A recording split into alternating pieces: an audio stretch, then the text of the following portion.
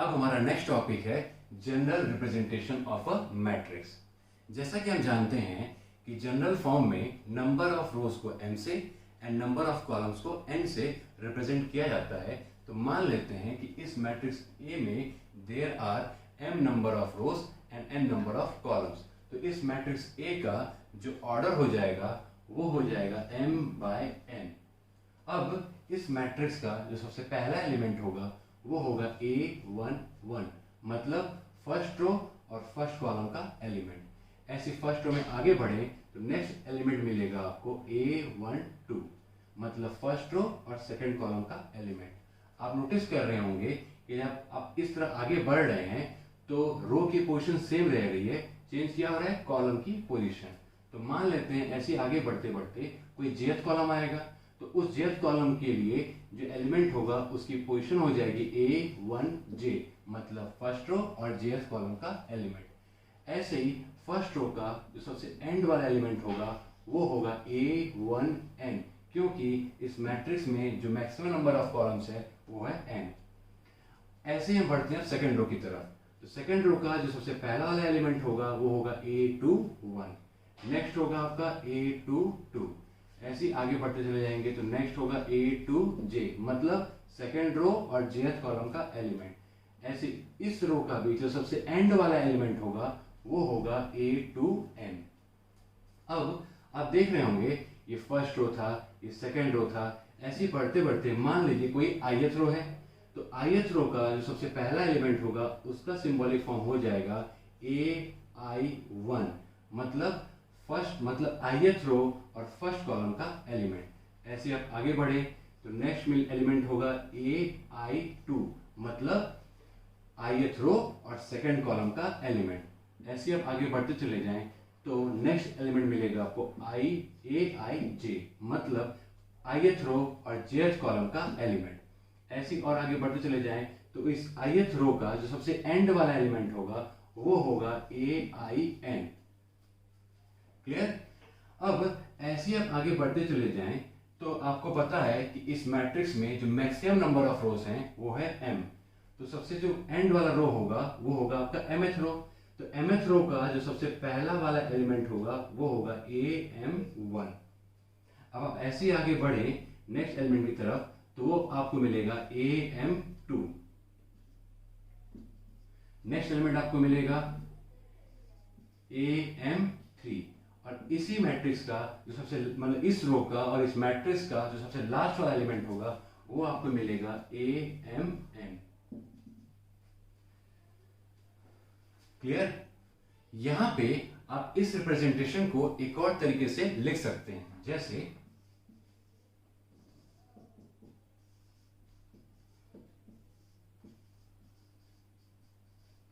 Clear? दोनों का sense एक ही है। और हाँ, यहाँ पे जो ये i है, i की वैल्यू 1 से बड़ी या उसके इक्वल और m से छोटी या उसके इक्वल होगी, एंड j की वैल्यू 1 से बड़ी या उसके इक्वल एंड n से छोटी या उसके इक्वल होगी। क्लियर? अब हम इन दो क्वेश्चंस को वन बाय वन डिस्कस करेंगे। तो पहला है construct a 2x3 matrix whose elements are given by aij is equals to 1/2 modulus I minus 3j। मतलब आपको एक 2/3 ऑर्डर का मैट्रिक्स बनाना है जिसके एलिमेंट्स इस जनरल फॉर्मूले को या इस जनरल पैटर्न को फॉलो कर रहे हैं। तो सबसे पहले यहाँ पे 2/3 ऑर्डर का मतलब ये हुआ कि there must be 2 rows, 3 columns and total 6 elements, that is A11, A12, A13, A21, A22, A23। आप देख सकते हैं कि इस मैट्रिक्स में there are 2 rows and 3 columns and total 6 elements, और इस मैट्रिक्स का ऑर्डर हो जाएगा 2/3। अब अगर इस मैट्रिक्स के अंदर जो ये एलिमेंट्स हैं इनकी वैल्यूज को हम फाइंड कर लें तो हमें हमारा रिक्वायर्ड मैट्रिक्स मिल जाएगा। तो सबसे पहले फाइंड करेंगे हम A11 की वैल्यू। अब जैसा कि आप जानते हैं कि A11 का मतलब ये हुआ कि फर्स्ट रो और फर्स्ट कॉलम का एलिमेंट, और मैट्रिक्स के जनरल रिप्रेजेंटेशन में हमने ये समझा था कि AIJ में जो ये I है उसका मतलब ith रो और J का मतलब jth कॉलम। तो यहाँ पे I की जगह हम रखेंगे 1 और j की जगह भी हम रखेंगे 1 और इसके बेसिस पे हम a11 की वैल्यू को फाइंड कर लेंगे। तो देखते हैं 1/2 1 माइनस 3 इंटू 1, 3 1 जा 3, 1 माइनस 3 माइनस 2, तो मॉडुलस में -2 1/2, मॉडुलस -2 की वैल्यू 2, 1/2 सॉल्व होकर आपको मिल जाएगा a11 की वैल्यू 1। सिमिलरली a12, अब a12 की वैल्यू निकालने के लिए आप i की जगह रखेंगे 1 और j की जगह रखेंगे 2। देखते हैं 1/2, 1 माइनस 3 इंटू 2, 3 2 6, 1 माइनस 6 -5, मॉडुलस -5 और बाहर 1/2, मॉडुलस -5 की वैल्यू 5, तो आपको आपका आंसर मिल जाएगा 5/2। अब इन द सेम मैनर आप a13 की वैल्यू, a21 की वैल्यू, a22 की वैल्यू और a23 की वैल्यू को फाइंड करके इस मैट्रिक्स में यहाँ पे रख देंगे और आपको आपका रिक्वायर्ड मैट्रिक्स मिल जाएगा। क्लियर? ओके।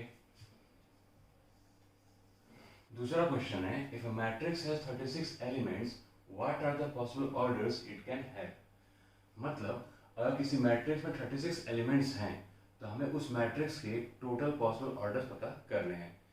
तो जनरली ऐसे क्वेश्चन हम करते क्या हैं, जो भी नंबर ऑफ एलिमेंट्स हमें लिखा होता है उसके हम पॉसिबल फैक्टर्स पहले निकाल लेते हैं। जैसे कि 36 के पॉसिबल फैक्टर्स क्या होंगे, 1 2 3 4 6 9 12 18 और 36। अब देखते हैं ऑर्डर्स। तो 1/36 या 36/1, 2/18 या 18/2, 3/12 या 12/3, 4/9 या 9/4 और जो यहाँ पे 6 बचा है दैट मीन्स 6/6। तो पॉसिबल ऑर्डर्स क्या क्या हो सकते हैं, 1/36, 36/1, 2/18, 18/2, 3/12, 12/3, 4/9, 9/4 और एक और क्या था आपके पास, 6/6। क्लियर? ऐसे मान लेते हैं एक मैट्रिक्स है जिसमें 12 एलिमेंट हैं। कितने एलिमेंट्स हैं, 12, और उसके पॉसिबल ऑर्डर्स पता करने हैं। तो देखते हैं, सबसे पहले आप 12 के फैक्टर्स निकालेंगे तो क्या क्या हो जाएंगे, 1 2 3 4 6 और 12। अब देखते हैं पॉसिबल ऑर्डर्स। तो 1/12 या 12/1, 2/6 या 6/2, 3/4 या 4/3। ओके, तो 1/12, 12/1, 2/6, 6/2, 3/4 या 4/3। क्लियर?